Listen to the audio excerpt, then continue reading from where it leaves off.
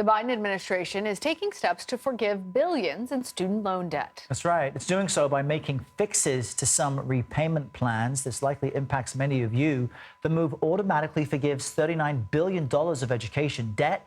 This impacts more than 800,000 borrowers and comes after the Supreme Court struck down the administration's student debt forgiveness plan just weeks ago.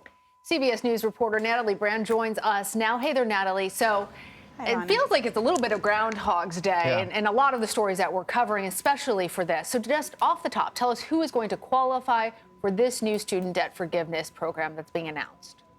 Well, Lana, Errol, this is a very specific population of student borrowers, specifically those with income-driven repayment plans and those who have been making monthly payments for the equivalent of 20 to 25 years. It also involves the direct loans and federal family education loan programs within that universe of student borrowers. And the administration says this is really an effort to fix historic failures within this system and inaccurate payment counts. Student advocacy groups I've talked to say this also fixed decades of servicer abuse and mismanagement. And it's really this broader effort by the Biden administration to try to make specific fixes to this income-driven repayment plan and also enhance that program and make it more generous this fall. And we should make it clear, because as Lana mentioned, it feels like we've been talking about this already. Yeah. This specific development is separate from the Education Department's plan on student loan forgiveness, which was taken up after the Supreme Court's action, right? So, or what is the status of that policy?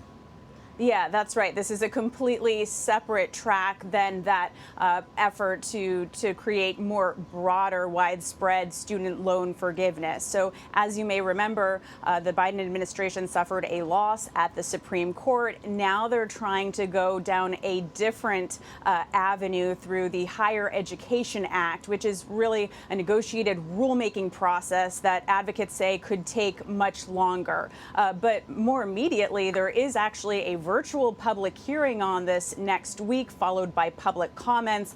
But at the end of the day, the administration education department has to come up with a new broad loan forgiveness plan that then has to go through this lengthy process. Advocates say it could take months, if not up to a year. Well, I'm wondering, Natalie, if there's concern in the White House that this new plan might be also struck down by the courts.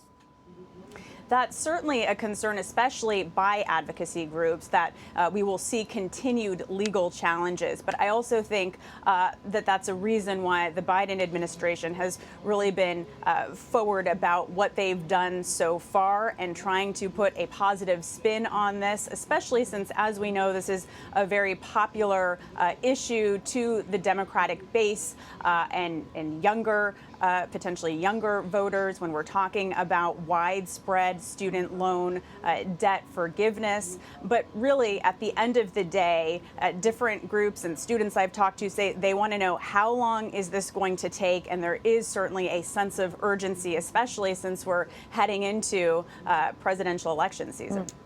All right, Natalie Brand, thank you.